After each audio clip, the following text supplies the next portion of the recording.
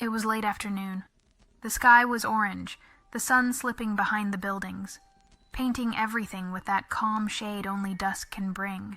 I was in the car with him, the man I was seeing at the time, listening to music, talking about nothing in particular.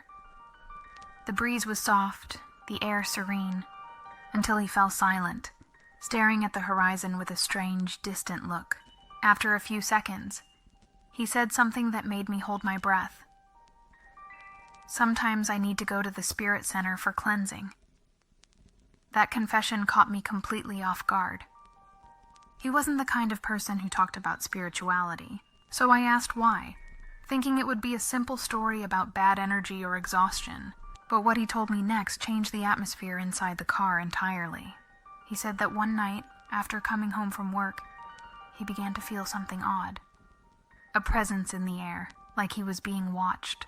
The feeling grew slowly, crawling over his body until the whole room seemed heavier, denser. He was in the living room, trying to distract himself on his phone, when the light bulb began to flicker. Slowly at first, then violently, until it went dark for a second before coming back on. His heart raced, but he tried to convince himself it was just bad wiring. Still, a chill ran up his neck, the kind that doesn't come from the wind, but from inside. He went to the kitchen to get some water, and that's when he heard the first sound. A loud, sharp crash. When he got there, a glass lay shattered on the floor.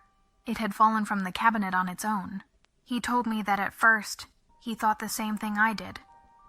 It must have been the wind. Then he looked at me, serious, and said, "Laura, all the windows were closed." I froze. The way he said it didn't sound like an exaggeration. It sounded like a memory. He stood staring at the glass, trying to find a logical explanation, but nothing made sense. And then something happened that he said he'd never forget. Something I wished I'd never heard. All the upper kitchen cabinets flew open at the same time. A violent echoing slam. The hinges hit the walls. The plates rattled. Then, as if some invisible force had swept through the room, the dishes crashed to the floor all at once. The sound of breaking glass filled the house, echoing like screams through the walls. He ran, didn't even look back, grabbed his keys and fled to the building's lobby, drenched in cold sweat, unable to understand what had just happened. As he tried to breathe, his phone vibrated. It was his grandmother calling. Her voice was trembling, anxious, asking if he was okay, and telling him to go immediately to the spirit center where she was at that very moment. She said she'd felt a heavy presence during the spiritual work, and suddenly his name had come to her mind. He didn't argue. Too afraid to go back upstairs for his car, he ordered a ride straight there. When he arrived, his grandmother was waiting by the door.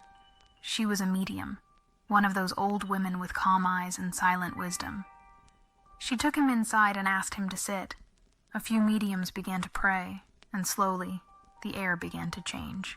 The room that had felt thick and suffocating became lighter. He said he doesn't remember everything that happened inside, only that it felt as though something was being pulled out of him. A weight lifting from his back, like a knot coming undone deep within. Later, some of the spiritual workers from the center went to his apartment. They performed a cleansing, prayed in every room, asked for light and balance, and dispelled whatever presence might still be there. He stayed quiet, just watching, trying to process it all. When they were done, the atmosphere was different. The air moved again. No more flickering lights. No more moving cabinets. When he told me all this, we were still sitting in the car, and the sky had already turned dark. I didn't say a word, hands gripping the steering wheel, unsure what to think. His voice didn't sound like someone trying to impress. It sounded like someone who had truly lived something unexplainable. And to make it worse, he said that night he'd wanted to invite me to stay at his place. I laughed nervously, trying to hide the chill that had already crept up my arms. I said maybe it was just bad energy, and he agreed. But before changing the subject, he added, "After that day, I realized some things don't happen by accident. When the spiritual world wants to warn you, it finds a way. I never spent the night at his place. After that talk, I only ever visited during the day. And to this day, whenever I remember what he told me, the slamming doors, his grandmother's trembling voice, the heaviness in the air, I think about what he said that night. Sometimes, the invisible just wants to be noticed, and not everyone is ready to look back when it does.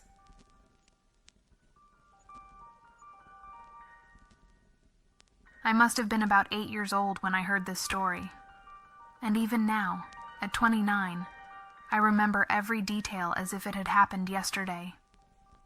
It was a hot afternoon in the countryside, the kind of heat that slows time, with cicadas humming so loud it feels like they're part of your heartbeat. I was at my grandmother's house, a simple home surrounded by trees, the smell of wet earth and warm wind blowing from the hills. I loved that place. I loved the way the air felt, how time seemed to stretch.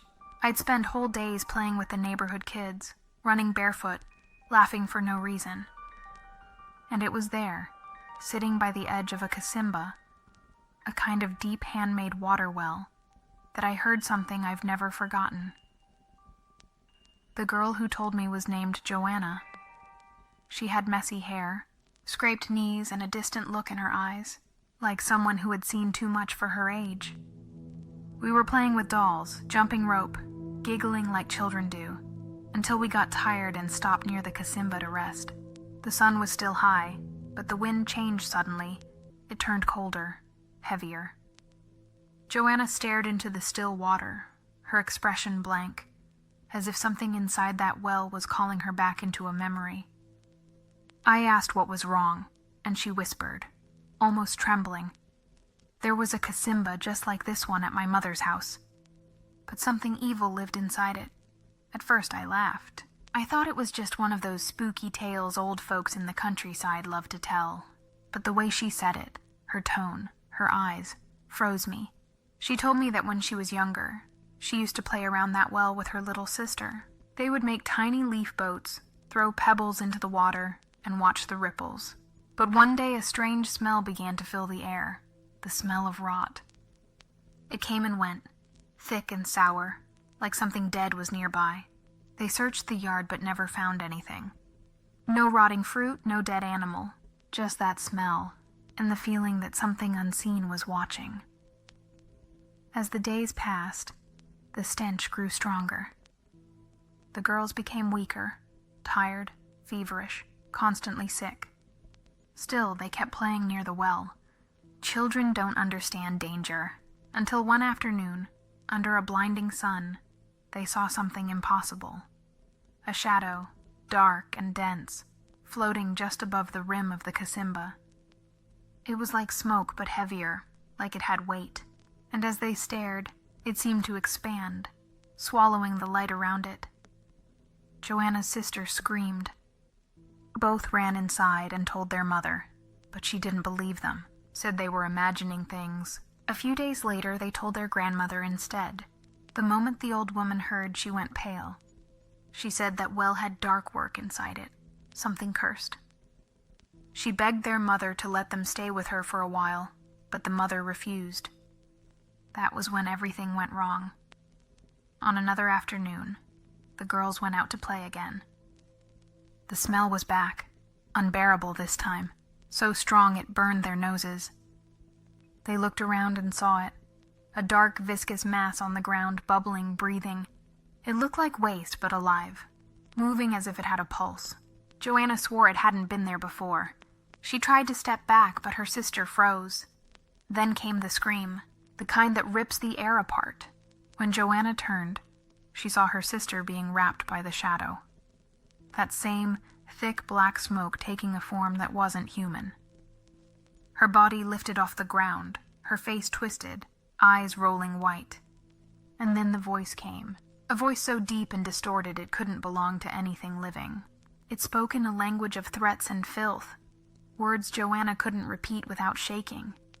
She tried to move, but her legs wouldn't obey. Fear had locked her in place. All she could do was pray, out loud, desperate, every prayer she knew.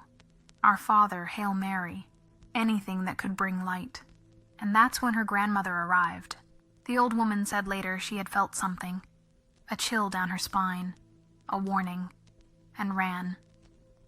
When she reached the yard, she saw the air around the Kasimba shimmering like heat, as if reality itself was warping. She grabbed both girls and dragged them away, crying and praying the whole way home. After that day, Joanna and her sister never went back to their mother's house. They stayed with the grandmother for good. The old woman was from Candomblé, a faith of ancestors and protection. She made herbal baths, burned incense, sang prayers, called upon her guides and the Orixas to cleanse the girls. For weeks they went through rituals of purification. At night, Joanna still dreamed of the shadow. She said she could smell the rot even in her sleep. But slowly the nightmares faded. The house grew lighter. Peace returned. Later, people began to whisper that their mother had been involved with dark practices, that she had done things she shouldn't have. The grandmother never confirmed it. She only said that evil finds its way through the cracks we open ourselves. She kept the girls close, prayed with them every sunrise and every sunset, and promised they would never be touched by that darkness again. When Joanna finished telling me all this, she was crying. I was only a child, but I could feel the truth in her words. The way she trembled, the tears running down her face. No child could invent something like that. I grew up, left the countryside, but I never forgot that day. Sometimes when I remember her face staring into the Kasimba, I still feel that chill down my spine. Because deep down, I believe it. There are things we don't see. But they see us, and faith, only faith, keeps us on the side of the light.